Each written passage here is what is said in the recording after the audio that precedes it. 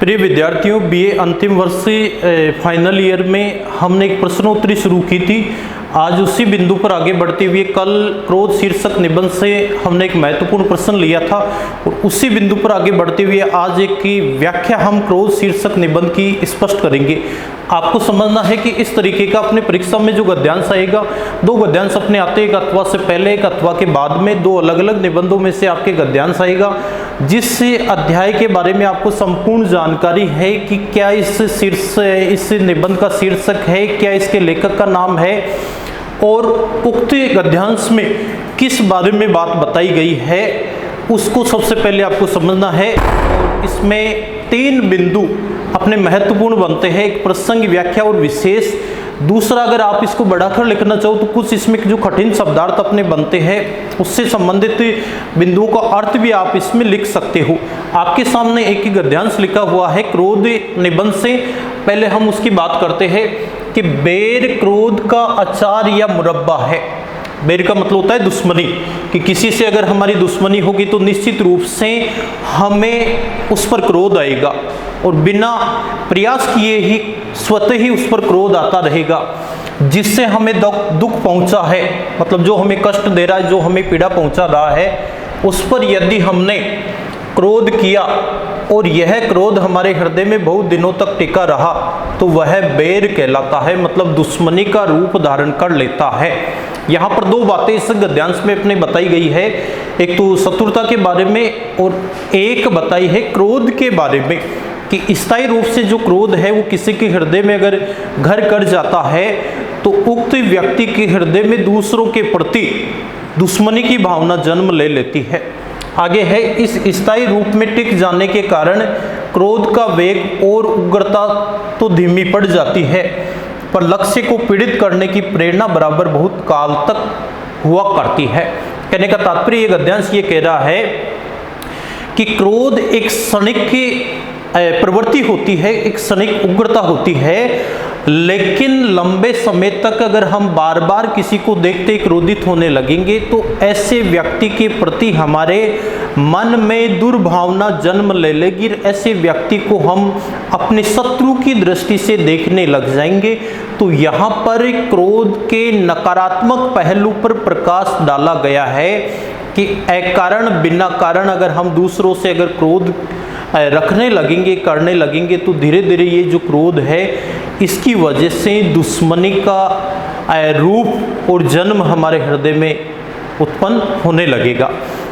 अब इस गद्यांश की अपने को व्याख्या लिखनी है। देखिए, व्याख्या के लिए उत्तर में सबसे पहले आपको प्रसंग डालना है और प्रसंग वाली पंक्ति को बिल्कुल खाली छोड़ना है। उससे आगे वाली लाइन से आपको लिखना है कि ये जो गद्यांश है वो कौन सी पाठ्य पुस्तक से है। सबसे पहले लिखेंगे प्रस्तुत गद्यांश, या गद्यांश की जगह आप उसमें गद्य अवतरण भी लिख सकते हो। हमारी पाठ्य पुस्तक, फिर पाठ्य पुस्तक का नाम लिखना है। देखिए, अपने निबंध संग्रह किताब को अलग अलग, कहीं आप निबंध निधि के नाम से पढ़ोगे, कहीं विधि शब्द भी प्रयुक्त है। आपको याद रखना है पाठ्य पुस्तक में इसमें नाम देना है निबंध संग्रह। निबंध संग्रह में संकलित किसी भी निबंध में से व्याख्या है। पाठ्य पुस्तक का नाम आपको दो जो व्याख्या है कि दोनों में यही लिखना है, में संकलित आचार्य रामचंद्र शुक्ल, फिर लेखक का नाम लिखना है आचार्य रामचंद्र शुक्ल द्वारा रचित, रामचंद्र शुक्ल द्वारा रचित। दो उद्धरण चिन्ह लगाने हैं। जहां पाठ्य पुस्तक का नाम आपने लिखा है वहां इकहरे उद्धरण चिन्ह लगाने हैं और जहां आप निबंध या अध्याय का नाम लिखोगे वहां पर दोहरे उद्धरण चिन्ह लगाने हैं। क्रोध शीर्षक निबंध से लिया गया है। यहाँ तक कि केवल दो बातें आपको बदलनी है। एक तो लेखक का नाम जैसे किसी भी दूसरे अध्याय में से कोई भी अगर गद्यांश आता है तो एक तो लेखक का नाम बदलेगा, दूसरा आपका जो निबंध या आपका जो अध्याय है उसका नाम बदलना है, बाकी ऐसा कैसा इसमें लिखना है। इसके बाद में आप चाहो तो इस पंक्ति को जहां अपना ये वाक्य पूरा हो रहा है इसको खाली छोड़ दो और प्रसंग में अगली पंक्ति से आप लिख सकते हो। और प्रसंग में आगे आपको ये बताना है जो पाठ और लेखक के बारे में, पाठ्य पुस्तक के बारे में नाम लिखने के बाद में आपको ये बताना है कि ये जो गद्यांश अपने परीक्षा में आया है ये गद्यांश हमें क्या बताता है, ये गद्यांश किस बारे में बातचीत कर रहा है, ये गद्यांश किस वार्तालाप को दिखा रहा है, बातचीत का जो प्रसंग है, बातचीत का जो मुद्दा है वो क्या है, वो बात आपको इसमें बतानी है। आगे हम इसमें लिखेंगे क्रोध यदि किसी के हृदय में लंबे समय तक बना रहता है तो ऐसी स्थिति में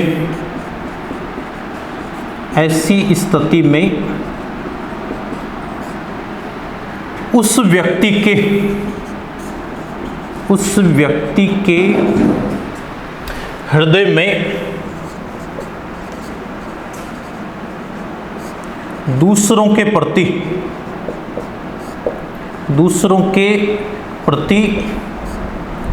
दुश्मनी का जन्म हो जाता है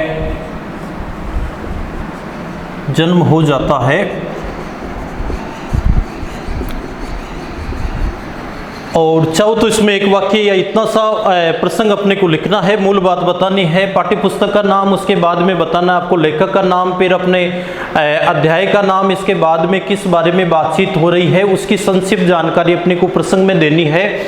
फिर अपना बिंदु आता है, अगला बिंदु आता है अपना व्याख्या का। देखिए व्याख्या वाले बिंदु में किसी भी गद्यांश में से जो पूछा गया है या जो भी गद्यांश आपके परीक्षा में आया है उसकी कहीं कोई नकल नहीं करनी है।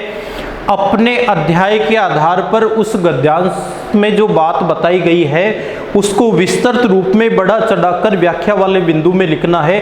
कहीं से किसी भी वाक्य को ज्यों का त्यों अपने को काम में नहीं लेना है, बल्कि अपनी भाषा शैली में इस गद्यांश को बड़े रूप में अपने को लिखना है। व्याख्या वाले बिंदु में हम ये लिखेंगे, शुरुआत आपको ऐसे करनी है, लेखक ने बताया है कि, क्योंकि ये बात लेखक के अनुसार अपने अनुसार नहीं है, हम तो केवल उसको एक व्यापक रूप में या उसको एक तरीके से परिभाषित कर रहे हैं, उसको बड़े रूप में हम बता रहे हैं। उन्होंने बताया है कि किसी के हृदय में अगर दूसरों के प्रति लंबे समय तक अगर क्रोध रहता है तो ऐसा क्रोध दूसरों के प्रति शत्रुता को जन्म देने वाला होता है। हालांकि क्रोध एक क्षणिक आवेश है, एक क्षणिक मनोविकार है जो कुछ समय बाद में शांत हो जाता है, लेकिन बार बार किसी व्यक्ति को देखकर अगर हमारे हृदय में क्रोध का जन्म होता है तो स्ने स्ने उस व्यक्ति के हृदय में जिसको देखते ही क्रोध आता है उसके प्रति स्वतः ही शत्रुता जन्म ले लेगी और आपसी जो कटुता है वो दोनों के बीच में बढ़ जाएगी। इसीलिए लेखक ने बताया है कि एक कारण हमें दूसरों के प्रति क्रोध नहीं रखना चाहिए। कई बार जो क्रोध है इसके नकारात्मक प्रभाव इसीलिए सामने आते हैं कि हम बिना सोचे समझे दूसरों के प्रति अपने मन में विभिन्न प्रकार की मनगढ़ंत बातें बना लेते हैं और वास्तव में जो हम सोचते हैं वैसा कुछ होता नहीं है और हमारा केवल एक ही उद्देश्य होता है कि जिस व्यक्ति को देखकर हम क्रोधित हो रहे हैं किसी भी प्रकार से उसका अहित हो, उसको हानि पहुंचाने के लिए हम बार बार प्रयास करते रहेंगे। ऐसी जो सोच है ये दुश्मनी को जन्म देने वाली है। ये बातें आपको इसमें व्याख्या वाले बिंदु में लिखनी है। अब बात करेंगे इसके विशेष की। देखिए विशेष में दो बातें आपको बतानी होती है, एक भाव पक्ष की और एक बात आती है अपने कला पक्ष की। भाव पक्ष का मतलब होता है चाहे गद्य रचना हो चाहे पद्य रचना की।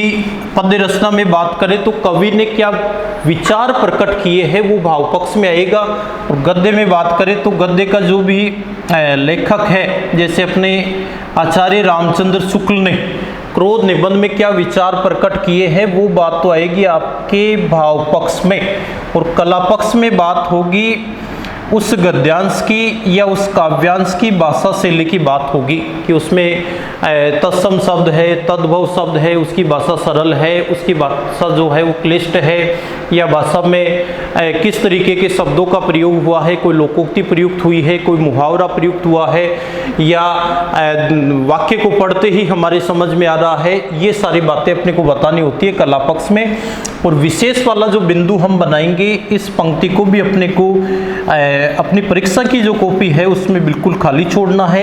अगली पंक्ति में बिंदु नंबर 1 डालकर अपने को लिखना है। अब इसमें दो बात आप भाव पक्ष की लिख सकते हो, दो बिंदु, और एक या दो बिंदु आप इसमें लिख सकते हो कला पक्ष वाली। अब भाव पक्ष में अगर बात करेंगे तो यहाँ परिभाषित किया गया है अपने क्रोध को और दूसरा बैर को, दुश्मनी को। तो इसमें पहला बिंदु हम बताएंगे कि क्रोध के कारण ही दुश्मनी का जन्म होता है। बस इतना सा संक्षिप्त सा इसमें वाक्य। दूसरा वाक्य लेंगे अवतरण में, बिना वजह दूसरों पर क्रोधित होने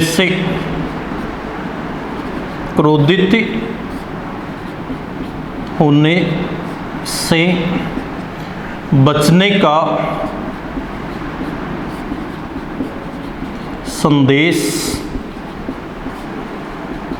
दिया गया है। ये दोनों बातें हो गई। आपका जो भी गद्यांश है उस गद्यांश में भाव पक्ष वाली बात कि जो लेखक है उस लेखक ने क्रोध शीर्षक निबंध में क्या विचार प्रकट किए हैं। अब तीसरा बिंदु हम लेंगे इसमें कला पक्ष वाला।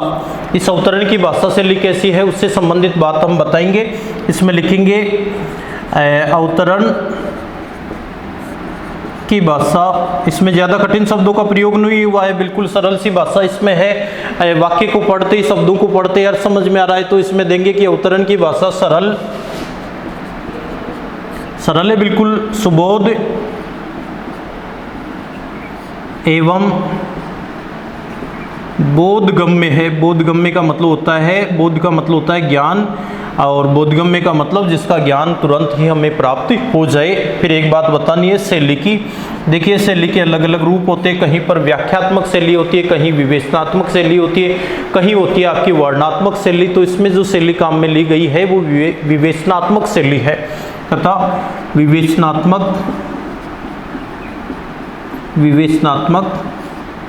शैली प्रयुक्त हुई है। बस 3 बिंदु या अधिकतम आप विशेष में लिखना चाहो तो 4 बिंदु इसमें लिख सकते हो। इस तरीके से आपको व्याख्या लिखनी है। पहली बात प्रसंग की करें तो प्रसंग में पाठ्यपुस्तक का नाम, लेखक का नाम, इसके बाद में जो भी अध्याय है जिसमें से गद्यांश आया है उससे गद्यांश का नाम अपने को लिखना है, उसका शीर्षक लिखना है। उसके बाद में गद्यांश किस मुद्दे को दर्शा रहा है, किस बारे में हमें बता रहा है, वो बात प्रसंग में संक्षिप्त रूप में डालनी है। व्याख्या वाले बिंदु में अपने को लिखना है कि जो भी गद्यांश आए उस गद्यांश को व्यापक रूप में, विस्तृत रूप में अपने अध्याय के आधार पे लेखक ने जो विचार प्रकट किए हैं उनको बड़े रूप में अपने को बताना होता है। कहीं से कोई नकल नहीं करनी है गद्यांश की अपने को, बल्कि अपनी भाषा शैली में उस गद्यांश को माध्यम मानते हुए स्वयं को पूरा वर्णन करना है। विशेष में होता है कि महत्वपूर्ण बात उसमें क्या बताई है, तो महत्वपूर्ण बात में देखिए हम बात करेंगे कि 2 बिंदु तो अपने भाव पक्ष वाले लेंगे कि लेखक ने क्या विचार प्रकट किए हैं, और 1 बिंदु अपना कला पक्ष का ले लेंगे जो भाषा शैली को दिखाएगा कि भाषा शैली किस प्रकार की होनी चाहिए। तो आज हमने अपनी कक्षा में बात की है क्रोध शीर्षक निबंध से एक महत्वपूर्ण व्याख्या की। और वैसे बात करें तो ये गद्यांश वास्तव में ही संपूर्ण निबंध में सबसे अधिक जो महत्वपूर्ण गद्यांश है उसी को यहाँ हमने लिया है, उसी के बारे में बातचीत हमने की है। इसके बाद में अगली कक्षा में आगे जो निबंध अपने हैं उनसे जो महत्वपूर्ण प्रश्न और व्याख्या अपने बन रही है उनकी चर्चा हम अपनी अगली कक्षा में करेंगे। धन्यवाद।